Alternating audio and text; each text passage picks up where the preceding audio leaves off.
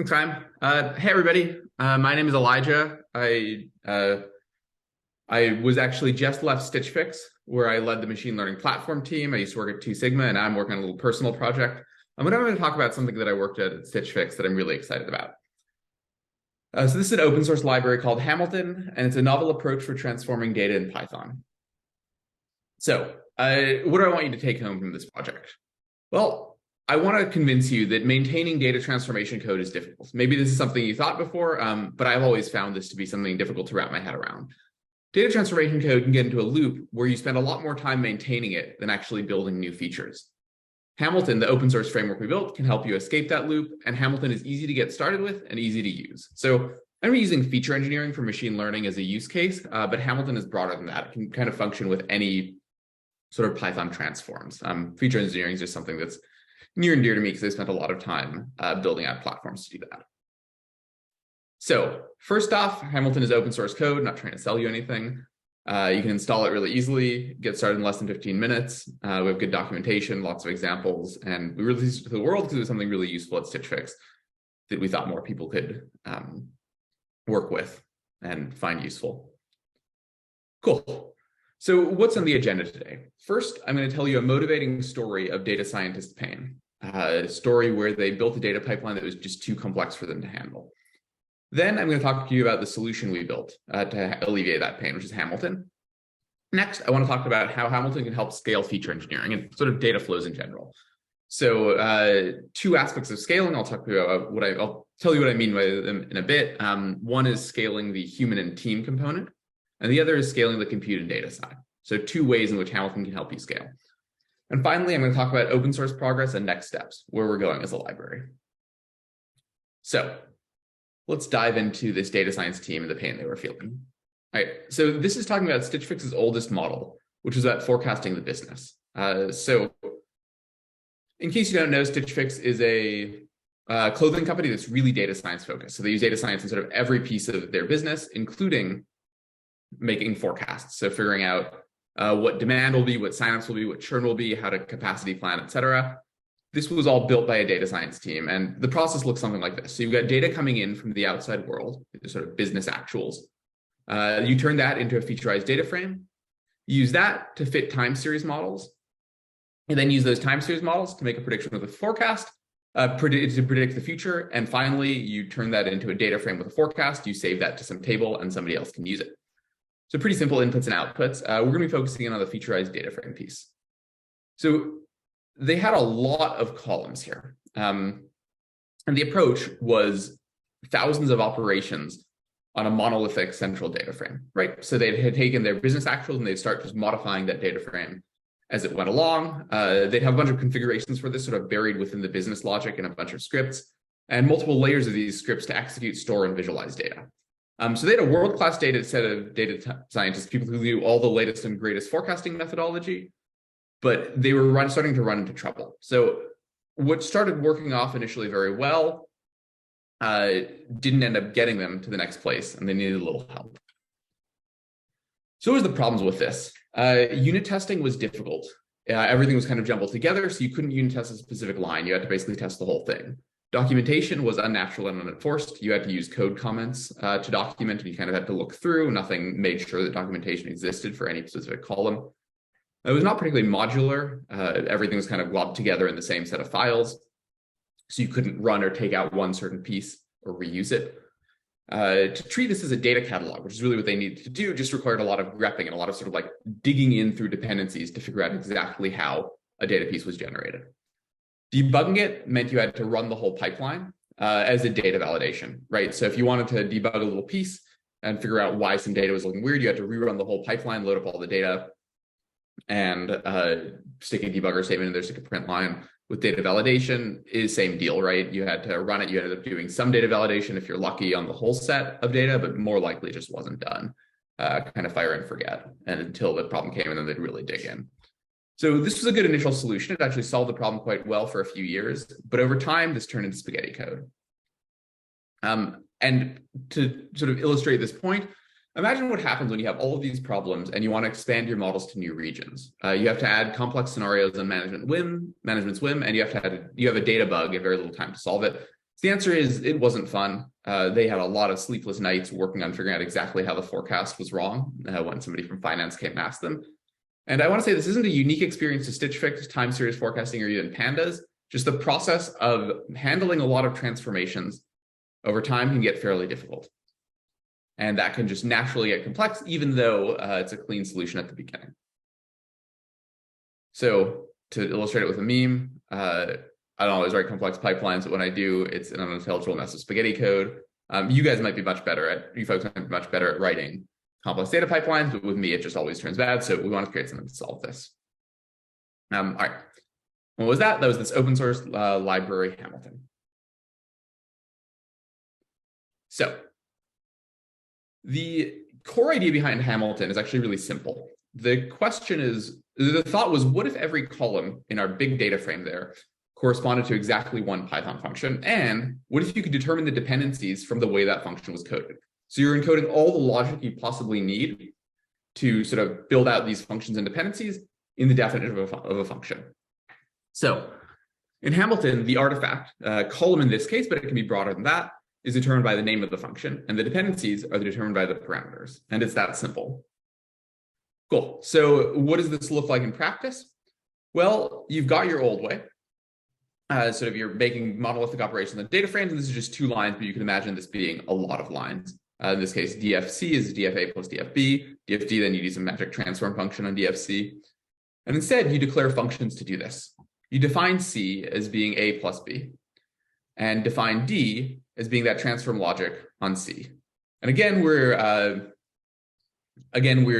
expressing things in terms of series here, because that sort of tells the story, but it works for all Python objects, nothing special about series. So to drive this home, you got the outputs, which are equal to the function name. You can see this column C here corresponds to C there. This column D here corresponds to D there. And the inputs are the function arguments, right? Simple enough. And this is basically all there is to it. So to make this the sort of full picture, the full hello world, and to actually run this, you have to do one more thing though. You've got your functions here, your C and D, as we showed earlier, and then you got something called a driver, which says what and when to execute. So import your driver, import your modules here, your functions, instantiate your driver, pass it some initial values, pass it the modules, execute your driver, passing it which columns or which objects it needs to run, and finally print the results, right? So this is what it takes to run a very simple pipeline in Hamilton. Right. So the TLDR is for each transform, you write a function. Functions declare a DAG. A DAG is a directed acyclic graph. It's just a way of sort of modeling data flows. And it naturally sort of applies to these sets of problems. And Hamilton handles DAG execution, right? So simple as that. So write a function. Functions declare a directed acyclic graph. You can see D depends on C. C depends on A and B. And Hamilton handles execution here. Cool. So you might be wondering, like, okay, now I have to write before I could just write a line for every column, every output. Now I'd have to write a function. That's a few more lines of code. So doesn't Hamilton make your code more verbose? Yes, it tends to, but that's also not always a bad thing, I want to argue. Verbosity is a pretty sort of clear way of representing things, especially if it's super homogeneous. But if you're not a fan of verbosity, we have something called decorators. And these decorators allow you to make it sort of much simpler and much clearer and much sort of more self-documenting. So what decorators are is they're higher order operations on top of these functions. So you can do something like attaching metadata using the tag decorator. Say this one contains personal identifying information, this one does not. You can parameterize it, create and repeat a function saying run this function over different parameters, each one creating a node. Extract columns allows you to take one data frame and return out multiple series. Check output is lightweight data validation. You'll see an example of that later. And config.when allows you to do conditional transform, sort of reshape the directed acyclic graph depending on how the config you passed in is done. And we have a lot more of these actually, and more of them are coming out all the time. So Hamilton allows you to make your code really expressive. And these allow you to, and self-documenting, and these decorators allow you to make it cleaner and not repeat yourself as much. So to summarize, Hamilton forces you to write transforms and Python functions, and these Python functions provide everything you need. Unit testing is simple. They're just plain Python functions. You can test them like you would any other functions. And you sort of naturally have this testability as everything's forced to be functions.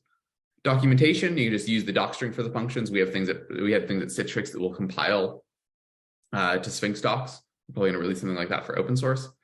Modularity allows you to, the code is naturally modular. So functions are grouped into modules. Everything is small pieces. So you can sort of reuse them in whatever way you want, rerun them. The code naturally forms a data catalog. So it turns into a central feature definition store where it's really easy, given a data point in a data set, to figure out where that came from and how it was done, thus also making debugging easy. You can execute functions individually, you can put breakpoints in, you can sort of crawl up the graph to figure out where something is weird. And then Hamilton also makes it easier to trust your data. So data validation is included out of the box. So to sum up, decorators provide powerful higher order operations, and the driver allows you to decouple transform definition from execution. At Stitch Fix, this was running in production for 2.5+ years. The initial use cases, I think last I checked, managed over 4,000 feature definitions, and data science teams love it. So they had a process that they did monthly, which was model and feature updating. It enabled them to do it 4 times faster. It's easy to onboard to new team members. Code reviews are pretty simple. You just sort of look at how your functions change.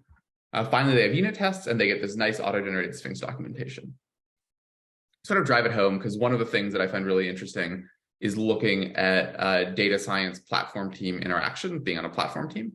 And this, I think, tells a really nice story. So on the left is the commit graph for this repo. You can see that the 2 data scientists on the right there have actually committed far more lines than Stefan and I, the 2 initial people who created this library and converted it, showing that it becomes sort of a nice partnership and they've really taken it over and gotten to own it. And on the right, that airplane is an artistic rendering, well, a DAG rendering they did of their sort of core DAG sort of grouped and separated out by module by color. Really not much to get from this except that it's pretty, and it should highlight the complexity of all of this. But that's not something that I think anybody could naturally memorize and understand how it works without expressing it in a nice sort of clean way. So let's talk about, we talked about why we created Hamilton, we talked about what Hamilton is, and then I want to talk about how Hamilton can help you scale. Specifically, how it can help you scale feature engineering, but also thinking about data flows and sort of Python data transformations in general. All right, so Hamilton, let's talk about, so feature engineering, what does the process look like? Well, feature engineering is just another sort of ETL problem. So you extract load data from the outside world, transform it, do all your feature engineering, load it, you save the features somewhere, and you fit models. This is some like ML stuff. You can model any sort of ETL in Hamilton, as well as the ML side of it. We're going to focus on sort of the process of featurization to demonstrate this. But we've seen open source examples where they do all of this. And yeah, as I said, it works for any Python type, object type, and it's embeddable, so it runs anywhere Python runs. You can run in any orchestration system, Airflow, Kubeflow, Metaflow, Flightkit, Prefect, Dagster. We've had examples running all of those. But we've also seen it in interesting places, in this case, in web services, where you can take your feature engineering and run it live if you want, right? Because it's just a set of functions. You can run it in whatever context you want. So what do you need to write to model featurization? Well, you need to write functions to load the data. You need to write feature functions that transform the data, and a driver to materialize the data, and then execute only what's needed. So write your loading functions, transforming functions, or extract functions, transforming functions, and loading functions, and then you can execute only what's needed. In this case, we want to get just that table on the left, so we only have to execute the upstream nodes. So why is this hard? Well, the answer is scaling. But I mean, scaling actually means a few things in this case. So what are the 2 types of scaling that I talked about earlier? I'm grouping it into human and team challenges and compute challenges. So by human and team challenges, I mean handling highly coupled code, difficulty debugging and understanding flows, messy collaboration on complex pipelines, and validating your data. This is all the stuff that was initially causing pain for that data science team, and Hamilton was built to solve this directly. But Hamilton will not leave you hanging for compute challenges as well. I think when most people talk about scale, they talk about this type of scale rather than scaling complexity and scaling in terms of the number of business problems you support. They talk about scaling the size of data, and Hamilton has a bunch of integrations for this. So if your data is too big to fit in memory and you can't easily parallelize it, Hamilton works with a bunch of frameworks that make this trivial. Right. So let's first talk about the human and team component of scaling. So Hamilton can help you decouple code from the infrastructure. The driver handles execution, which can provision any of the infrastructure you need, spin it up, actually run the nodes, and the functions handle the business logic, thus being like pretty much decoupled, right? You can, we'll show you in just a bit how you can change the platform that it runs on. You can run on any sort of different thing, and the functions don't actually care about how they're being run. And Hamilton allows you to decouple code from itself. Code is organized into functions, functions are organized into modules, and functions don't actually know about Hamilton. They're functions, you can use them anywhere you want. If you write all your functions in Hamilton and decide you don't like it, you can take your functions and run them anywhere. They're really just Python functions. All right, debugging is pretty easy. Knocking bugs is pretty straightforward. You just have to rerun the broken paths. So if you see, so here's an example directed acyclic graph. If you see that spend 0 mean is broken or something slightly weird, you can start looking at its upstream one spend and spend mean, see what's gone wrong, and sort of like crawl back up. And then you can just rerun that as opposed to rerunning the whole directed acyclic graph. Python functions allow for unit tests and natural debugging, as I mentioned earlier. It gives you runtime data quality checks. So you can check the validity of your data at runtime, check your sort of assertions on it. It allows you to quickly narrow the search space of data bugs. As I said earlier, you can sort of crawl up, figuring out where your data went weird. And when I was doing data science, one of the things that was most annoying to me was figuring out, like, why does this data look weird? So Hamilton makes that a lot easier.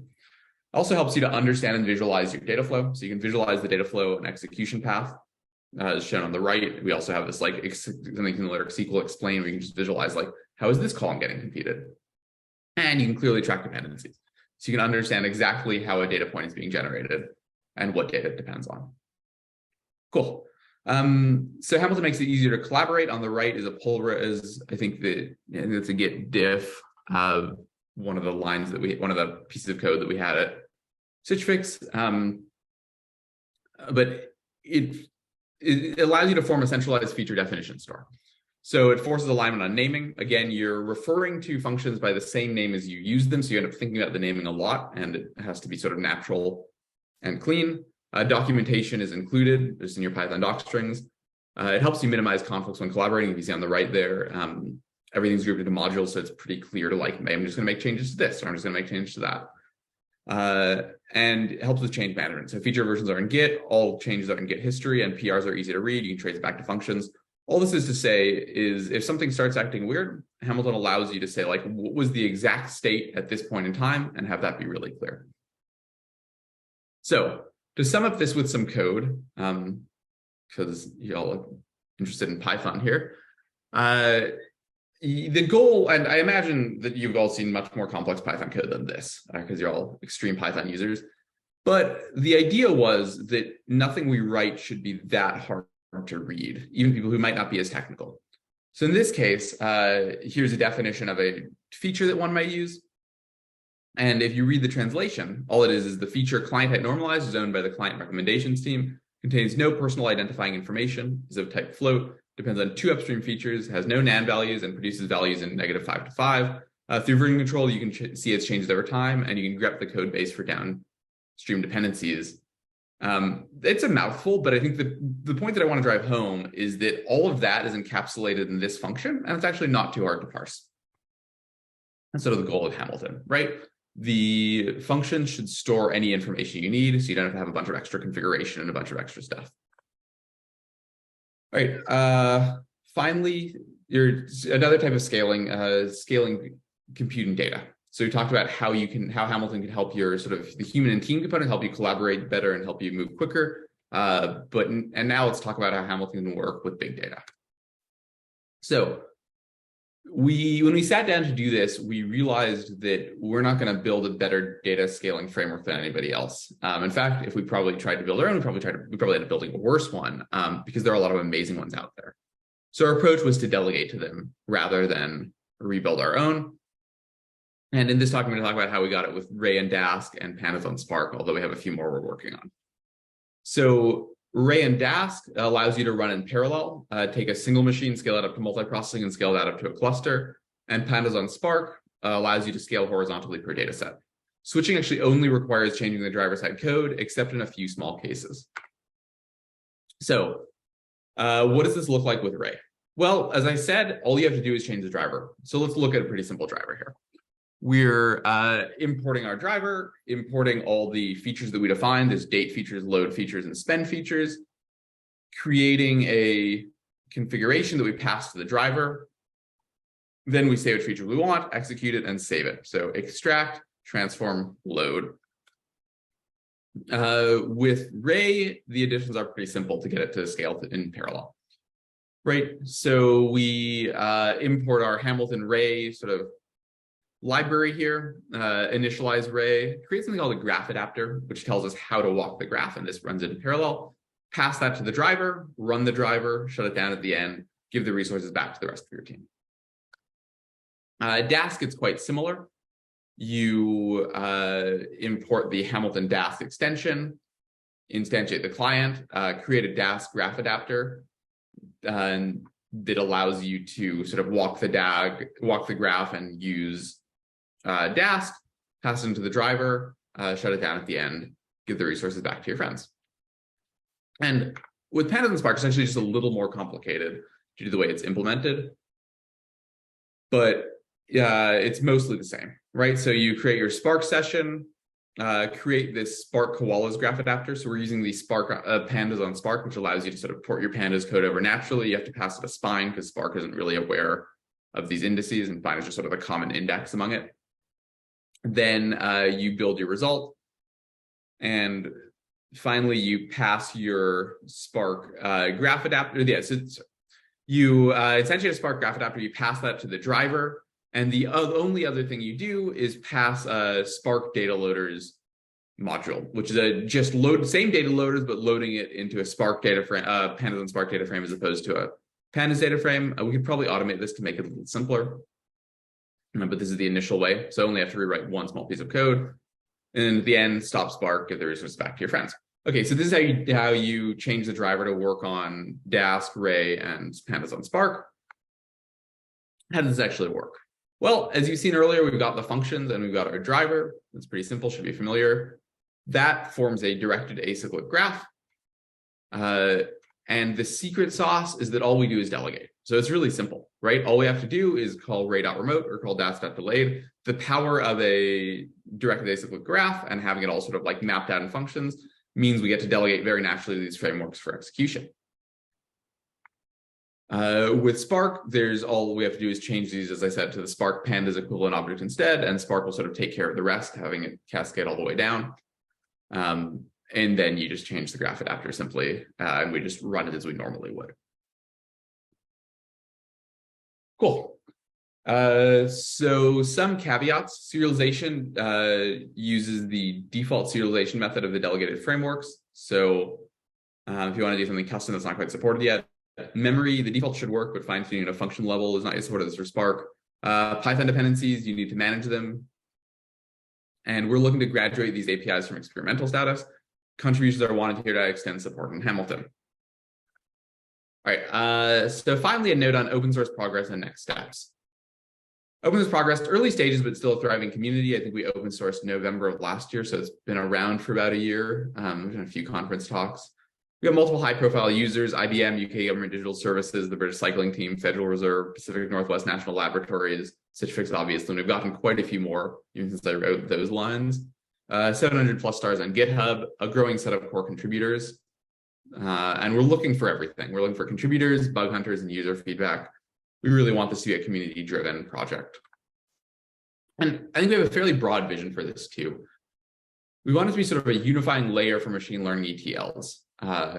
So we want to be able to compile to an orchestration framework, sort of take all these logical representation of directed acyclic graphs and compile down to a Dagster, Prefect, Airflow, Metaflow, integrate with data quality vendors and open source options. So we've got Arise is a vendor that does sort of data quality and model monitoring, and then Ylogs is an open source Data quality, we'd like to make it so it's really easy to plug into these, trivially load from a variety of upstream sources, Snowflake, DuckDB, and then more natural SQL to support to help that. Make it so you could run a Python node or a SQL node very easily.